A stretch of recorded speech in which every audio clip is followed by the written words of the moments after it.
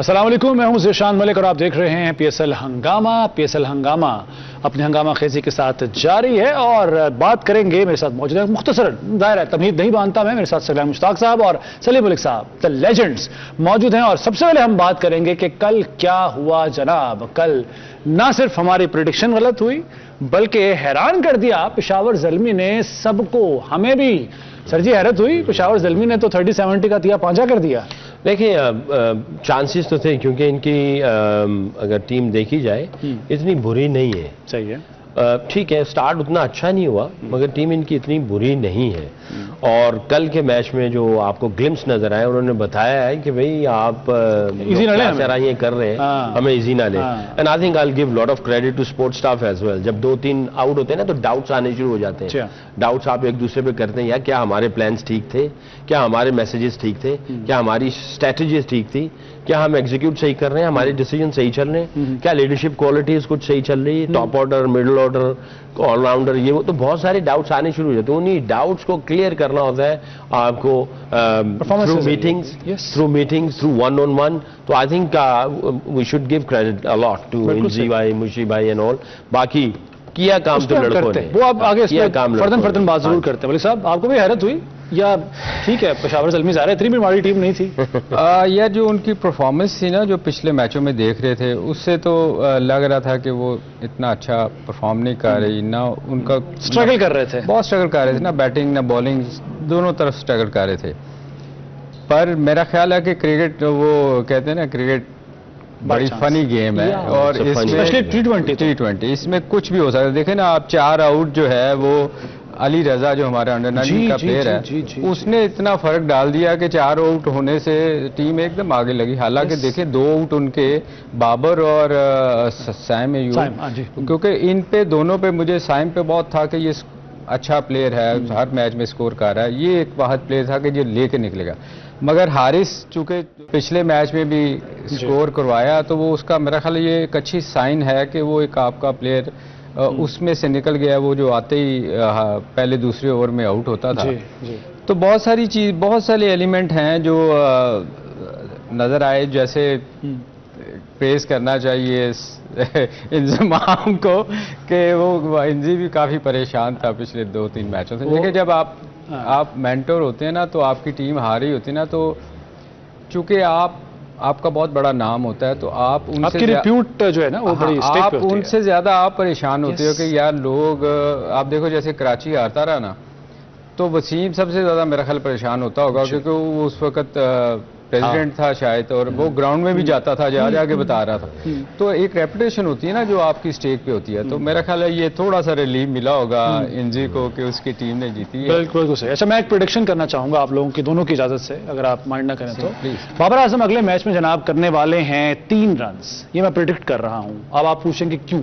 1-2 0 1 2 ये उनकी अभी तक कंसिस्टेंसी रही है। पहले मैच में 0, दूसरे में 1 और पहले मैच में उन्होंने 2 रन। तो अगर आप इसको ऐसा कर देना कि 1 2 और 0 इधर लगाए 120, ये भी तो हो सकता है। तसल्ली देने के लिए तो you need to think positive. Empty half, लेकिन ये सर क्या हो क्या गया बाबा? Glass half empty half full. ये गेंद अच्छा हो गया मेरा ख्याल है, गलत खेल गया, गलत लाइन पे खेल गया। थोड़ा टाइम ले लो, गेंद स्विंग होगा, नया गेंद है, थोड़ा सा टाइम ले लेना चाहिए।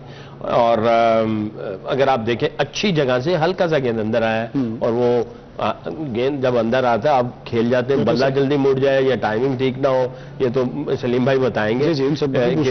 मैं ये समझता हूँ थोड़ा सा टाइम ले लेना चाहिए, सोशल मीडिया को ना सोचे। वो तीसरा मैच जैसा भी हुआ उसको बिल्कुल ना सोचे, उसकी क्लास है।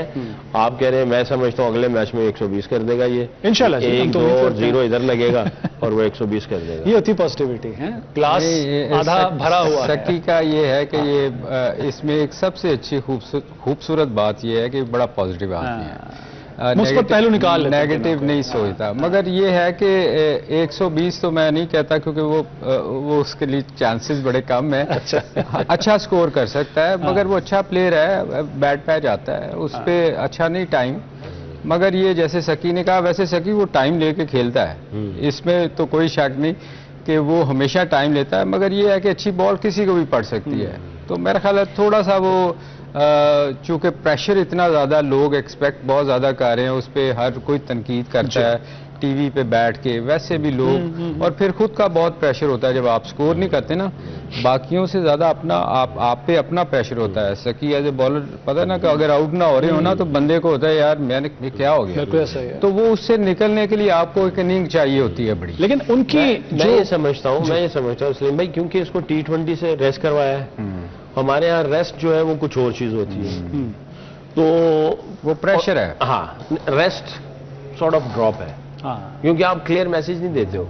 दूसरी चीज ये है कि बहुत सारे प्रोग्राम हो गए हैं और वो ये समझते हैं कि ये T20 का प्लेयर ने ये नंबर भी चेंज करना चाहिए, तो ये तीन चीजें हैं। तो ये तीन चीजें इसके दिमाग में है और पता भी है कि सोशल मीडिया हर चैनल पे इसकी बात होती है। ये चार चीजें, तो उनको प्रूफ गलत करने के लिए, रॉन्ग करने के लिए मेरा ख्याल है ओवरथिंक कर रहा है या कुछ जल्दबाजी कर रहा है कि मैं वापस भी आऊं, क्योंकि उसका T20 का रिकॉर्ड बुरा नहीं है अगर देखा जाए। हाँ, स्ट्राइक रेट वो जो मॉडर्न डे वाला है वो उसको भी अचीव करना चाह रहा है, लोगों को जो है वो रॉन्ग भी करना चाहता है, फॉर्म भी थोड़ी सी इस तरह है टीम से, वो उसको रेस्ट भी दिया हुआ है। तो ये चार चीजें इसको बैठ के आराम से तसल्ली से इन सारों को अपने सिस्टम से निकाले, वो जाके अपनी क्रिकेट खेले और एक चीज पे फोकस कर। मेरा ख्याल उसके लिए बेहतर है कि थोड़ा रेस्ट करके सोच के कर सकते हैं। अच्छा वैसे लेकिन उनकी कैप्टनसी अगर देखा जाए ओवरऑल, जाहिर है जीत जो है वो बहुत कुछ छुपा देती है। आपको लगता है कि कैप्टनसी उनकी बेहतर है ओवरऑल अगर उस पर बात की जाए? क्योंकि अच्छी परफॉर्मेंसेस जाहिर है सारे प्लेयर्स ने तो दिखाई ही हैं। 120 रन का मार्जिन सर थोड़ा नहीं होता जिससे शिकस्त दी है उन्होंने मुल्तान सुल्तान्स को। वो मुल्तान सुल्तान्स में माड़ी टीम नहीं है। जी मलिक साहब, आप यार देखें, कप्तानी तो बुरी आप कह सकते हैं कि रिजवान की हुई है, जो 120 में 2 आउट करने के बाद, उनके टॉप प्लेयर आउट करने के बाद आपने इतना बड़ा स्कोर करवा दिया। देखिए जब आप 2 मेन प्लेयर आपके वो जो पाकिस्तान के ओपनर हो जी, वो उनको आप आउट करने के बाद नीचे से आप स्कोर करवा दें। आप देखें ना, तकरीब हारिस से करवा दिया, तलत हुसैन ने कर दिया, और 2-3 प्लेयर जिन्होंने साथ दिए। आकिफ ने बड़ा मायूस किया इस दफा, वैसे आकिफ को बड़ा स्कोर पड़ा सर। सर ये T20 एक ऐसी गेम है, एक दिन आप हीरो होते हैं, दूसरे दिन आप जीरो होते हैं। क्योंकि इसमें ना आप देखो, हमने प्रेडिक्ट किया था कि सीधा सुल्तान जीतेगी, मगर क्या हुआ? जी, जी। ये T20 बड़ी फनी सी गेम है। ये एक दिन आप ना हीरो होते हैं और दूसरे दिन जीरो, तो इसमें आप कोई प्रेडिक्शन नहीं कर सकते। आप सोच सकते थे कि अली रजा यंगस्टर है और यंगस्टर पे वैसे ही बड़ा प्रेशर होता है कि 4 आउट करेगा और इतना कम स्कोर देगा। 21 रन दिए सिर्फ उसने। मैं वही कह रहा हूँ ना जी, तो ये प्रेशर ही था ना, ये कि आप मुल्तान सुल्तान को तो बड़े आराम से ये चेस करना चाहिए था जितनी उनकी बैटिंग थी। मैं समझता था कि उनकी बहुत बेहतर टीम है। बिल्कुल ठीक है सर। आकिफ की मैं अगर स्पेसिफिकली बात करूं, हम बड़ा प्रेस करते हैं, इब्तिदाई मैचेस में हमने बात की कि बड़ा अच्छा मतलब स्पॉट पे बहुत बॉल कर रहा है और कंट्रोल बॉलिंग कर रहा है, लेकिन क्या कल क्या हुआ? देखिए, एक तो आप पिच को देखें ना, 227 जो रन हुए, मैं फिर ये समझता हूँ कि अभी भी 15 रन कम थे। अच्छा, मैं ये समझता हूँ, क्योंकि ऊपर से आउट होने के बाद नीचे वालों ने सिर्फ क्या किया है कि उन्होंने थोड़ी सी दिलेरी दिखाई है अपनी, अच्छी इंटेंट के साथ गए और जो है वो पिच की जो कंडीशंस थी वो उसने कैपिटलाइज किया, सही रीड किया उसको। और वो 227 रन किए। तो अब जब इस तरह की पिच हो, फ्लैट हो, तो किसी भी अच्छे बॉलर का एक बुरा दिन आता ही आता है, ऐसा नहीं कि बुरा दिन ना आए। तो I think it's just one of those days कि आज पिछले मैच में आकिफ का वो जो है ना वो बुरा दिन गया। बिल्कुल ठीक है। बहरहाल बॉलिंग में बहुत अच्छी कर रहा है, कुछ चीजें आई एम श्योर जो उनके बॉलिंग कोच है वो देख रहे होंगे कि जिनके ऊपर काम करना है। बट इसमें ना एक चीज मैंने जो पिछले न्यूजीलैंड टूर पे देखी है ना, कि वो ना पिछले बॉल पे बहुत ज़्यादा रिलाय करता है। वो आके अच्छी लाइन पे बॉल करते करते उसको कोई ना, उसको बाउंसर्स का बहुत शौक है, वो शॉर्ट पिच बहुत करने की कोशिश करता है। हालांकि ये डिफरेंट फॉर्मेट है, यहाँ तो आप जितना कम स्कोर दें, आउट करें ना करें, अगर आप 4 ओवरों में 20-25 स्कोर देते हैं तो मेरे ख्याल इससे अच्छी बॉलिंग होती नहीं आपकी। तो यहाँ तो कोशिश ये होनी चाहिए ना कि आप स्कोर रोकें। यहाँ ये नहीं चलेगा कि आपने आके 2 बॉल अच्छी की और फिर बाउंसर मारने की कोशिश की। तो उसमें आके ना वेरिएशन तो करनी चाहिए, जरूर करनी चाहिए कि स्लो कर दिया, यॉर्कर कर दिया, मगर ये शॉर्ट पिच बॉल तो आप छोटी बाउंड्री हैं, आप स्कोर होएगा ही होएगा आपको। इस पे मेरे ख्याल उसको थोड़ा काम करना चाहिए। आई एम श्योर कोई ना कोई तो बिल्कुल ठीक है, स्पोर्ट्स स्टाफ लगे होंगे। यंग है, बहुत इंजरियों के बाद आया है, लेकिन बहुत करना चाहता है। एक चीज ये भी है कि भाई हम बहुत ज्यादा फास्ट बॉलर के दिमाग में डाल देते हैं यार एक इसकी पेस होनी चाहिए, बम्पर बिल्कुल तगड़ा आना चाहिए, ये ऐसी दिमाग में। हालांकि अगर स्किल्स के साथ किया जाए, हसन अली क्या कर रहा है अभी जो टॉप ऑफ द टेबल चल रहा है वो स्किलफुल बॉलिंग कर रहा है। आशीष सकी, इसको मैंने न्यूजीलैंड में देखा, ये नया बॉल ये ज्यादा बेहतर कर रहा था, इसका स्विंग बड़ा अच्छा हो रहा था। तो मेरे ख्याल में अगर इसको अटैक करवाया जाए तो वो ज्यादा बेहतर है, क्योंकि देखो इस T20 में स्विंग बॉलर बहुत कम नजर आए हैं, सिवाय हसन अली के अलावा इतना ज्यादा किसी का स्विंग नजर नहीं आया। तो इससे ये नया बॉल इसका स्विंग होता है। बिल्कुल ठीक है सर। कैडमोर की अगर इंडिविजुअल इनिंग देखें उस पर क्या तबसरा करेंगे और ये आगे खतरा साबित हो सकते हैं बाकी टीमों के लिए? देखिए कैडमोर तो हमेशा से टॉप परफॉर्मर रहा है PSL में, जब भी आया इसने कई ऐसे मैचेस हैं जो सिंगल हैंडेडली मैच जितवाए हैं जी। और जिसकी वजह से ये जो है वो बारहा इधर आता भी है, PSL में एंजॉय भी करता है, इसको कंडीशंस का भी पता है और इसने मैचेस जितवाए भी। लोकल प्लेयर हो गया हुआ है तकरीबन सॉर्ट ऑफ, ये लोग ये बिल्कुल लोकल ही है ये। तो आई थिंक बहुत ही अच्छा खेल है। अच्छा, हमें आरिफ याकूब को भी नजरअंदाज नहीं करना चाहिए, ये अच्छी परफॉर्मेंस दी है उन्होंने, 20 रन दिए 4 ओवरों में 3 विकेटें ली हैं। अगर मैं इस तरफ से पेशावर ज़ल्मी की तरफ से बात करूं बॉलिंग की, अगर ओवरऑल मैं ये समझता हूं बड़ी अच्छी ट्रैजेक्टरी और पेस के साथ इसने गेंद किया है। ये नहीं कि वो तेज गेंद मारा है या गेंद जो है वो अपने एरिया में नहीं फेंके हैं, और उसकी पेस जो है वो ना, आप ये नहीं कह सकते टू स्लो थी, इतनी थी कि गेंद को घूमने का, पिच पे लैंड करने का और टर्न होने का मौका भी मिल रहा था। तो बैट्समैन यहाँ पे कोई अच्छा स्किलफुल बैट्समैन होता है तो उसको जो है वो उसको किसी तरीके से टैकल करता है। इसने आउटस्टैंडिंग किस्म की बॉलिंग की है, खास तौर पे उसकी बॉल की जो ट्रैजेक्टरी थी और जो जिस पेस से वो गेंद कर रहा था। सर देखिए आपने आरिफ की बॉलिंग? यार मैं थोड़ा सा देख सका हूँ, मैं इसको जैसे सकी ने कहा, मैं उसको देखा नहीं वो वाला सही। और कैडमोर की? कैडमोर तो देखो यार, वो आप जैसे सकी ने कहा, पिछले कई सीजन से वो बड़ा नीचे से आके हमेशा स्कोर करता है। आप पिछले मैचेस भी देखें, वो बड़ा तेज खेलता है। वो उसको जैसे मैंने कहा ना कि वो मुझे लगता है कि वो लोकल प्लेयर हो गया हुआ है, इतना वो यहाँ हर सीजन खेल के उसको स्पिन बॉलिंग का, फास्ट बॉलिंग का, आप देखिए वो उस मौके पे आता है, पेदी हो गया घर का। वो पक्का पेदी है और उसी है। देखो कि वो आप ये देखें कि वो आता उस मौके पे है जहां बड़ा प्रेशर होता है, विकेटें गिरने की। ये सबसे इंपॉर्टेंट देखिए ना, ये सबसे जो एक अच्छे प्लेयर की निशानी होती है कि वो अंडर प्रेशर आके आपको वहां से निकाले। तो इसने 2-3 मैचों में आप पिछले भी देखें कि वो नीचे से आके बड़ा तेज खेलता है। तो ये एक अच्छे प्लेयर की बिल्कुल ठीक है। आपने चूंकि प्रेशर की बात की है, मैं आप दोनों से ये मशवरा करना, बल्कि पूछना चाहूंगा, जाहिर है हम मशवरा करने वाले कौन होते हैं, लेकिन बाबर आजम और मोहम्मद रिजवान दोनों कप्तान भी हैं, इनको अपनी जो बैटिंग पोजीशन है वो चेंज करने की जरूरत है क्या? इससे कोई फर्क पड़ेगा इनकी अपनी परफॉर्मेंस पर भी? देखिए 2 चीजें होती हैं, एक तो टीम की रिक्वायरमेंट होती है।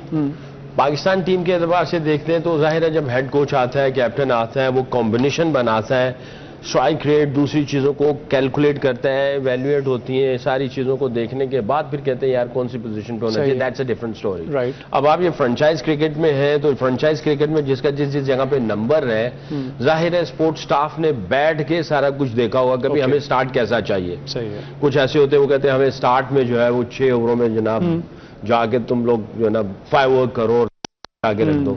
कुछ कहते हैं यार दोनों एंड से या एक एंड से हमें कंसिस्टेंसी चाहिए, ये थोड़ा सा नीचे आए 12-15 ओवर तक और उसके बाद जाके चाहिए अपनी इनिंग खत्म कर दे। तो हर किसी की अपनी फिलॉसफी होती है। तो यहां पे ये जो चल रहा है, I think rather than captain को कहने पे, कैप्टन और सपोर्ट स्टाफ किस तरह से इनिंग्स का स्टार्ट करते हैं, उनकी क्या फिलॉसफी है, क्या उनका विनिंग फॉर्मूला और कॉम्बो है, आई थिंक तो उनके ऊपर राइट। सर इस पर मजीद भी बात करेंगे, आपसे मैं जरूर जानना चाहूंगा नाज़रीन, लेकिन एक ब्रेक का वक्त हुआ है PSL हंगामा में। एक ब्रेक के बाद दोबारा हाजिर होते हैं।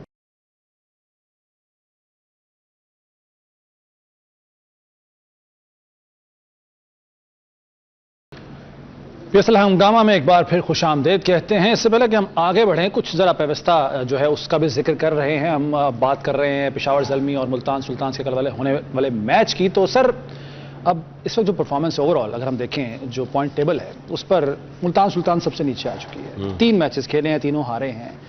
आगे आखिरी मैचेस में कहीं नजर आ रहे हैं मुल्तान सुल्तान आपको सेमीफाइनल तक पहुंचते हुए? वैसे तो T20 is a funny game, I know, but still अगर आप इनकी टीम से कॉम्बिनेशन देखें तो मैच तो आ रही है -2.941 नेट रन रेट है।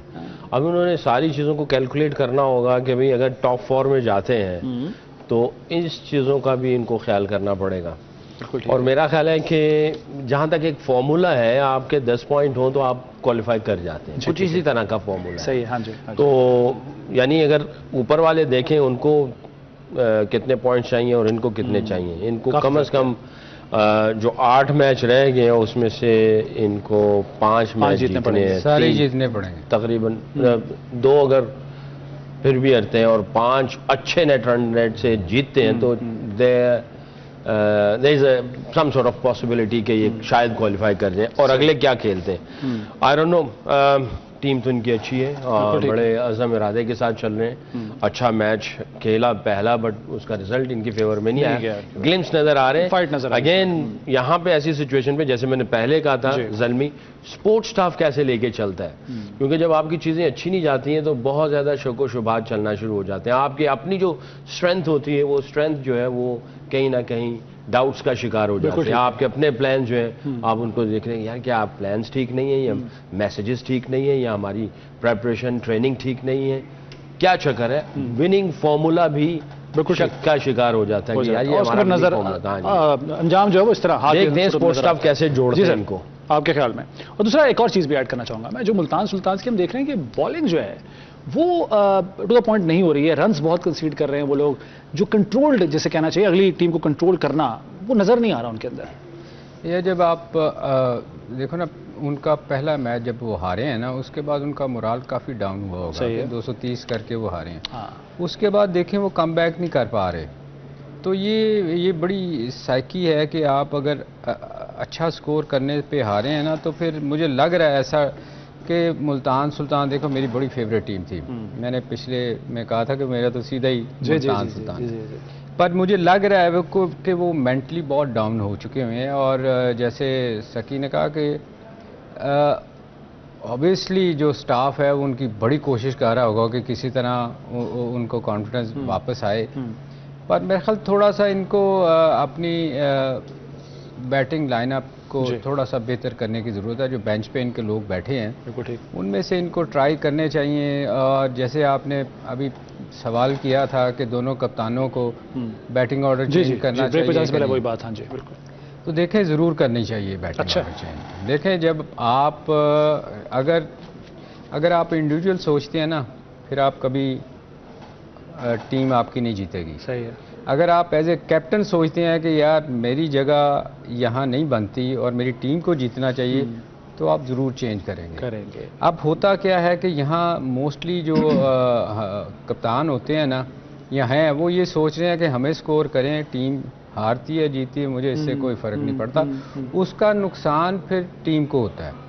आप जल्दी आउट होकर पीछे अपनी टीम पर प्रेशर वैसे भी डाल देते हैं। देखें आप विकेट गिरती है तो प्रेशर बिल्ड होता है ना, आप हमेशा टीम जीतती है, जो विकेटें गिरें तो प्रेशर आता है। तो मेरे ख्याल में आपको ज़रूर ये सोचना चाहिए कि आप टीम के लिए खेल रहे हैं या अपने लिए खेल रहे हैं। ठीक है, तो उसके लिए ज़रूर इनको सोचना चाहिए। नीचे आए, नीचे आगे तेज़ खेलने की कोशिश करें। छोटा सा T20 में एक्चुअली क्या है कि ओपन हर बंदा, मैं इन दोनों की बात नहीं कर रहा, आप मोस्टली देखो कि 1 डाउन तक हर बंदा चाहता है कि T20 में मेरी बारी आ जाए, मुझे ऊपर भिजवा दें।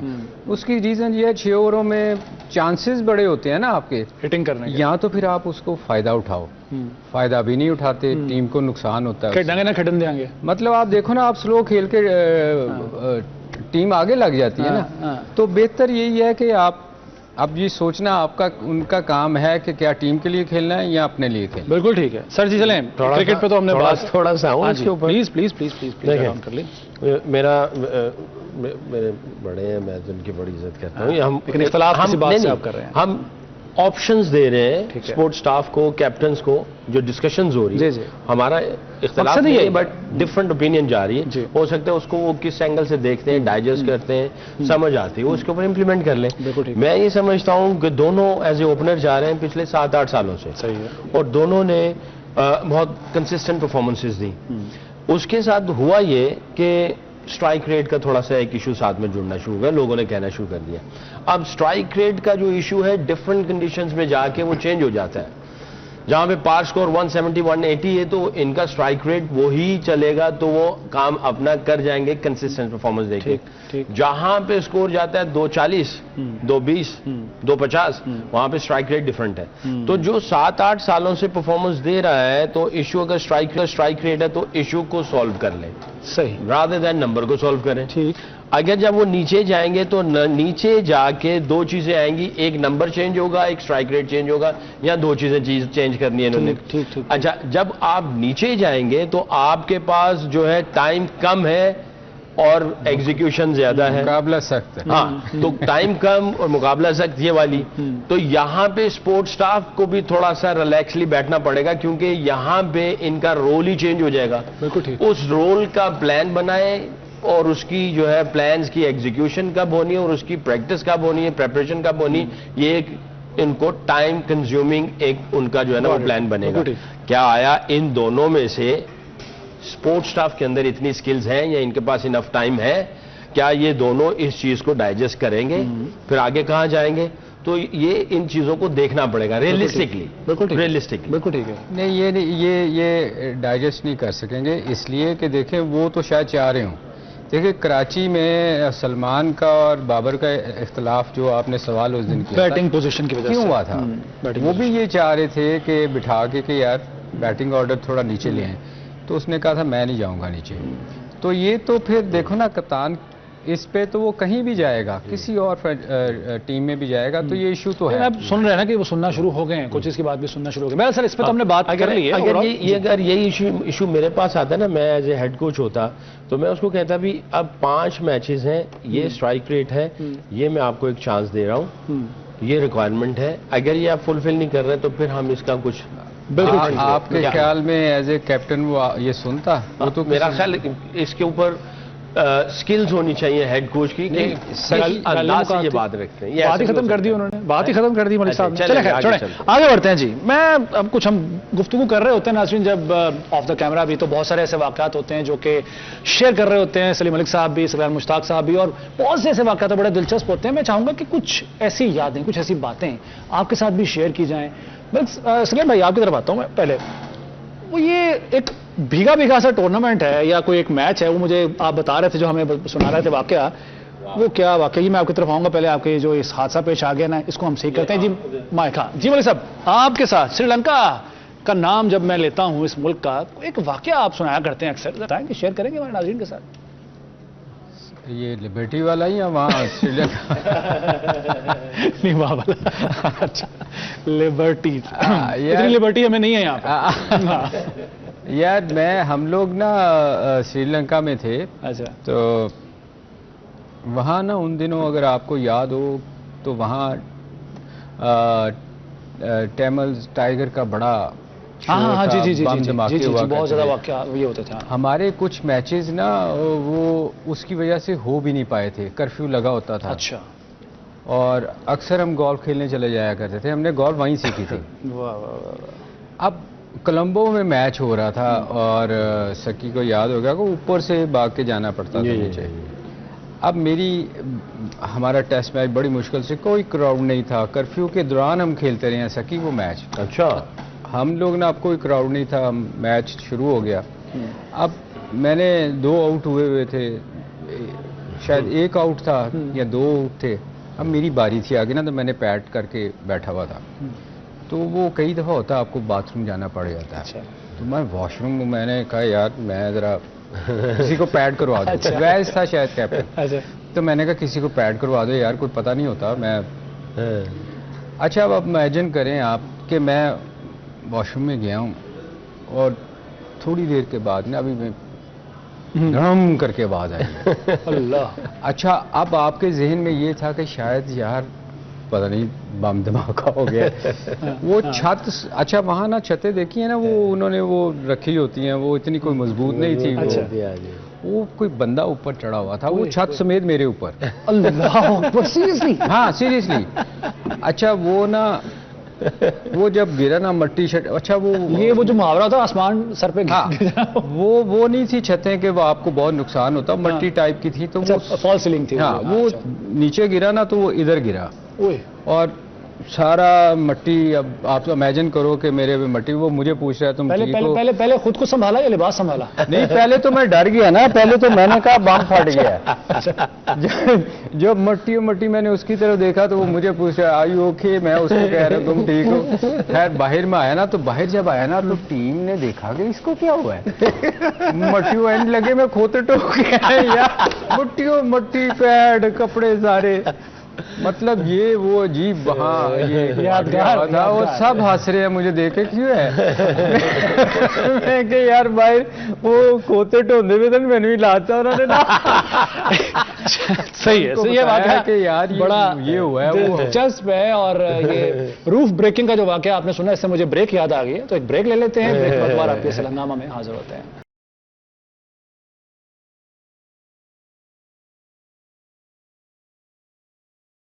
तो एक बार फिर खुशामदीद कहते हैं आपको PSL हंगामा में। आज एक और इंतहाई अहम मैच होने जा रहा है इस्लामाबाद यूनाइटेड और कराची किंग्स के दरमियान। इस्लामाबाद यूनाइटेड इस वक्त टॉप पर है। अगर टेबल की बात की जाए, 3 मैचेस उन्होंने खेले हैं, अपने तीनों ही जीत रखे हैं, जबकि कराची किंग्स जो कि इब्तिदा में मुश्किलात का शिकार थी, लेकिन उन्होंने अपना जो मैच अभी लास्ट जो मैच जीता है, उसके बाद उनके जो विन्स हैं, जो उनके जीतने वाले मैचेस की तादाद है वो 2 हो गई है।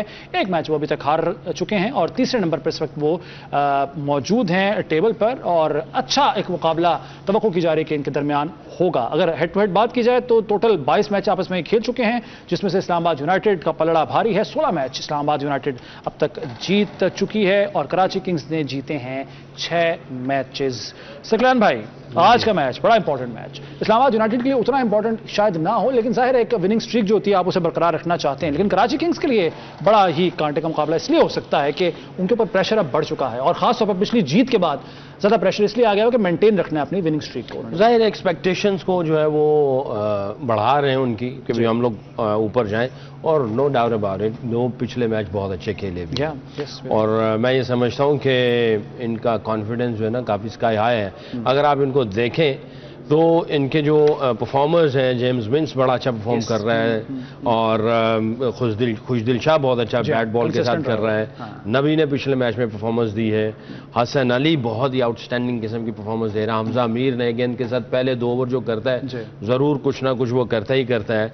आई थिंक टिम भी कोई इतना बुरा नहीं रहा, उसको लग रहा है कि जो है वो भी एक अच्छे माइंडसेट में है। तो जहां भी ये 6-7 खिलाड़ियों की जो है वो परफॉर्मेंसेस थोड़ी सी सामने नजर आ रही है, तो इसका मतलब ये है कि इनके यूनिट के अंदर एक बिलीफ है एक दूसरे के ऊपर, और यूनिट अच्छे तरीके से ऑपरेशनल चीजें जो अपने प्लान्स को कर रहे हैं। भूलना नहीं चाहिए, कभी भी सरप्राइज कर सकते हैं। डेविड वार्नर, जो मैं पहले भी कहा, ऑस्ट्रेलियन तो बाय बॉर्न इनके ब्लड के अंदर ऐसा होता है कि ये अपनी एक रेपो रखते हैं, एक उनके स्टैंडर्ड्स होते हैं, उनको सामने रखते हुए, और जब ये ग्राउंड के अंदर जाते हैं बहुत रूथलेस हो जाते हैं। बिल्कुल ठीक है, चाहे वो किसी भी उम्र के हिस्से में क्यों ना हो, इनका जो एटीट्यूड होता है वो बहुत ही डिफरेंट होता है। तो आई थिंक डेविड वार्नर पिछले मैच में उसके कलर्स थोड़े से नजर आए हैं, वो कप्तानी में भी उसके थोड़ी स्माइल थी, मूंछें भी साफ कर ली है उसने। तो आई थिंक वो आएगा किसी और अंदाज से। तो आई थिंक कराची को आप अंडर एस्टिमेट नहीं कर सकते। नहीं, अंडर एस्टिमेट नहीं कर जी मलिक साहब, कराची किंग्स पिछले मैच में जरा वो नजर आए हैं वाकई किंग्स के तौर पर। असल में देखें, इनके पहला मैच हारने के बाद इन्होंने जो 3 चेंजेस किए हैं उससे भी बड़ा फ़र्क पड़ा है। आप देखें, नबी ने बड़ी अच्छी बॉलिंग की, इसी तरह हसन अली जो मैं हमेशा कहता हूँ कि उसने वो नया बॉल बड़ा अच्छा करा है। तो ये इनकी एक पॉजिटिव चीज़ ये नज़र आई है कि ये नहीं इन्होंने किया कि वो एक ही टीम के साथ जा रहे हैं। जहां इनको एक मैच हारे है, उसके बाद जहां इनको कमी कहीं नज़र आ रही है, ये इनके शायद उसका डेविड वार्नर की अपनी एक रेपुटेशन है कि वो उसको बरकरार रखने के लिए वो ये नहीं कोशिश कर रहा कि मैं, वो चाह रहा है कि अगर कोई अच्छा नहीं कर रहा तो दूसरा बंदा आके उसकी जगह ले। जो बेंच पे मेरा ख्याल है जमाल जो है, इसने बड़ी अच्छी अच्छी परफॉर्मेंसेज दी हुई हैं, तो ये एक अच्छी चेंज उन्होंने की है। वक्त चूंकि कम है, हम अब यूनाइटेड की तरफ आ जाते हैं, इस्लामाबाद यूनाइटेड की तरफ। साहबजादा फरहान मुसलसल परफॉर्म कर रहे हैं, एक सेंचुरी भी उन्होंने स्कोर की हुई है। कॉलिन मनरो 48, 40, 59 उनकी भी अच्छी परफॉर्मेंस जारी है। तो इनकी टीम में ये दोनों खासतौर पर खतरनाक साबित हो सकते हैं। बिल्कुल, देखें हमेशा जो टीम में परफॉर्मर होता है, जो अच्छा परफॉर्म कर रहा होता है, आपकी कोशिश होती है कि उसको आउट करें। साहबजादा मेरा ख्याल इस वक्त बेस्ट फॉर्म में है, और मनरो भी, उसने भी हर मैच में वो नीचे से आके बहुत अच्छा खेला।